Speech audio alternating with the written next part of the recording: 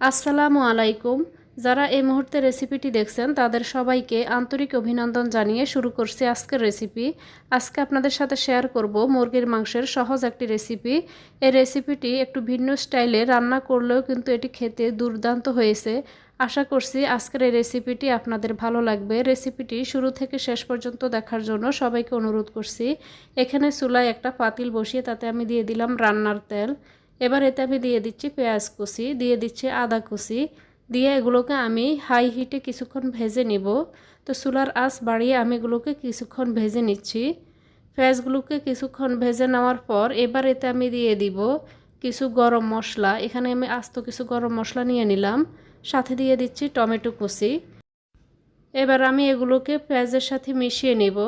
যারা আমার চ্যানেলটি এখনও সাবস্ক্রাইব করেননি প্লিজ চ্যানেলটি সাবস্ক্রাইব করে পাশে থাকার জন্য অনুরোধ করছি।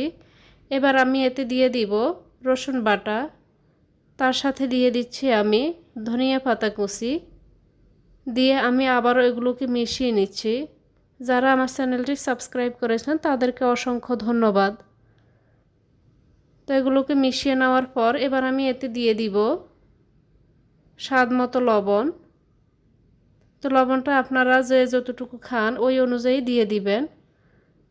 তো আজকে আমি যে রেসিপিটি করছি, আমি রেসিপিটি মুরগির মাংস যেটি নিয়েছি সেটি আমি দেশি মুরগির মাংস নিয়েছি। আপনারা চাইলে রেসিপিটি ব্রয়লার মুরগির মাংস দিয়েও করতে পারেন। তো আমি কিছুক্ষণ ঢেকে মশলাগুলোকে মিডিয়াম আঁচে কষিয়ে নেব। তো আমি কিন্তু একেবারে ভিন্ন স্টাইলে আমি আজকে মুরগির মাংস রেসিপিটি করছি। সাধারণত আমরা যেভাবে মুরগির মাংস রান্না করি আমি আজকে সেভাবে করছি না। তো মুরগির মাংসগুলোকে আমি আগেই ভালোভাবে ধুয়ে পানি ঝরিয়ে নিয়েছি। এবার আমি মুরগির মাংসগুলোকে দিয়ে দিলাম, দিয়ে আমি এগুলোকে কিছুক্ষণ মিশিয়ে নিব। তো আমি এগুলোকে মশলার সাথে কিছুক্ষণ মিশিয়ে নিলাম। মিশিয়ে নেওয়ার পর এতে আমি দিয়ে দিব এবার হলুদ গুঁড়া, তার সাথে দিয়ে দিচ্ছি আমি চিকেন মশলা। তো চিকেন মশলার হলুদ গুঁড়াটা দিয়ে আমি আবার এগুলোকে মিশিয়ে নিচ্ছি। আমি আজকে খুব সহজভাবে এই রেসিপিটি আপনাদের সাথে শেয়ার করেছি, কোনো রকম ঝামেলা ছাড়াই যে কেউ কিন্তু খুব সহজে কিন্তু এই মজার এই চিকেন রান্নার রেসিপিটি তৈরি করে নিতে পারবেন। হাতের কম সময় থাকলেও আপনারা ঝটপট কিন্তু এগুলো এভাবে তৈরি করে নিতে পারবেন। এবার মুরগির মাংসগুলোকে আমি ঢাকনা দিয়ে ঢেকে কষিয়ে নিব। চুলার আঁচটা এ পর্যায়ে মিডিয়াম থেকে লোতে থাকবে।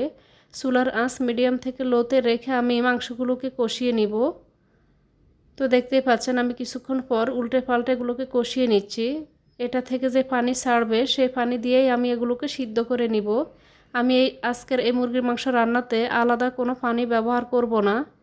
আমি এইভাবে চিকেনগুলোকে কষিয়ে তারপর এগুলোকে রান্না করে নিব।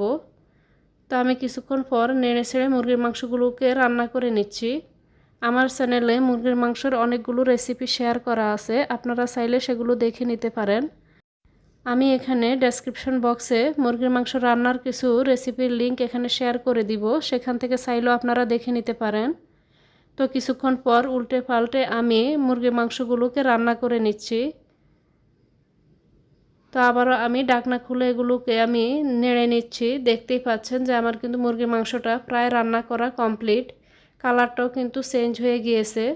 মুরগির মাংস থেকে যে পানিটা বের হয়েছে আমি সেই পানিতেই কিন্তু মুরগির মাংসগুলোকে সিদ্ধ করে নিয়েছি। তো আমার মুরগির মাংসও কিন্তু সিদ্ধ হয়ে গেছে। তো এবার এতে আমি দিয়ে দিব গরম মশলার গুঁড়া, দিয়ে দিচ্ছি আমি ভাজা জিরার গুঁড়া, এবার দিয়ে দিচ্ছি ভাজা গোলমরিচের গুঁড়া। এবার এতে আমি দিয়ে দিব কাঁচামরিচ। কাঁচামরিচগুলোকে আমি মাঝখান থেকে একটু কেটে নিয়েছি।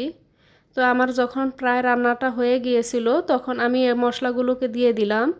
এতে করে মাংসগুলোর মধ্যে খুব সুন্দর একটা কালার আসবে এবং এই মশলাগুলো শেষে দেওয়ার কারণে কিন্তু খুব সুন্দর একটা ঘ্রাণও লাগবে, খেতেও কিন্তু অসম্ভব মজার হবে। তো রান্না হওয়ার 7 থেকে 8 মিনিট আগে আমি এই মশলাগুলোকে দিয়ে তারপর মিশিয়ে আমি ঢেকে কম আঁচে আরও কিছুক্ষণ রেখে দিব। রেখে দেওয়ার পর আমার এটা কিন্তু রান্না হয়ে গেছে। তো এই পর্যায়ে আমি চুলার আঁচটা বন্ধ করে দিব। এভাবে আপনারা চিকেন রান্নাটা বাসায় ট্রাই করতে পারেন। আশা করছি রেসিপিটি আপনাদের অনেক ভালো লাগবে। তো এই দুর্দান্ত স্বাদের এই রেসিপিটি বাসায় অবশ্যই ট্রাই করে আপনার মতামত জানাবেন কেমন হয়েছে। এতক্ষণ এই রেসিপিটি দেখার জন্য সবাইকে অনেক ধন্যবাদ। আল্লাহর কাছে সবার সুস্থতা ও মঙ্গল কামনা করে আজ এখানেই বিদায় নিচ্ছি। দেখা হবে ইনশাল্লাহ পরবর্তী কোনো নতুন সহজ রেসিপি নিয়ে। আল্লাহ হাফেজ।